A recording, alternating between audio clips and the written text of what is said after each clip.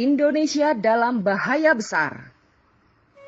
Sekitar akhir tahun 99 atau awal tahun 2000, diadakan rapat orang-orang Tionghoa di Universitas Atmajaya, kawasan Semanggi, Jakarta, yang diprakarsai oleh Mokhtar Riyadi dan anaknya James Riyadi.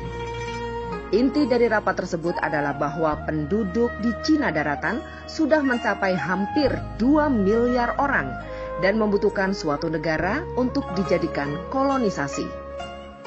Strateginya adalah membuat kompleks perumahan sepanjang bibir pantai Laut Jawa. Fungsinya supaya mudah menyelundupkan barang, dan yang paling penting adalah menyelundupkan orang dari Cina daratan melalui laut langsung ke bawah kolong rumah-rumah mereka yang berada di bibir pantai. Rumah-rumah tersebut juga berguna sebagai basis pertahanan bila terjadi kerusuhan nanti. Mereka bisa langsung melarikan diri ke laut dengan speedboat yang standby di kolong rumahnya. Perhatikanlah dan lihatlah bentuk perumahan di Pluit, Pantai Indah Kapuk, Pantai Mutiara, Ancol. Berubah Undang-Undang Dasar 1945, terutama pasal tentang presiden harus pribumi asli, diganti. Cukup hanya dengan syarat bahwa yang penting presiden harus berkewarganegaraan Indonesia, tidak harus pribumi asli. Baru-baru ini, Jawa Pos merilis berita bahwa Indonesia harus waspada karena ada 200 juta tenaga kerja asing asal Tiongkok yang akan masuk ke negara kita. Ya, 200 juta orang. Jadi sebenarnya Jokowi itu siapa bagi orang Cina? Dengan merancang Jabodetabek menjadi megapolitan dengan bantuan 5 pengembang besar, Agung Sedayu, Agung Podomoro, Sumarekon, Lipo Group, dan Sinarmas, mereka membangun apartemen Rusunami dan Rusunawa.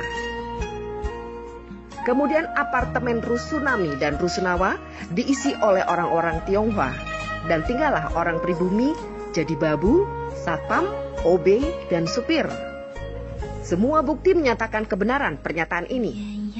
Apalagi setelah Ahok merencanakan penggusuran 130 titik pemukiman pribumi di DKI Jakarta. Program ini juga dimuluskan oleh Jokowi dengan langkah-langkah nyata yang lebih besar.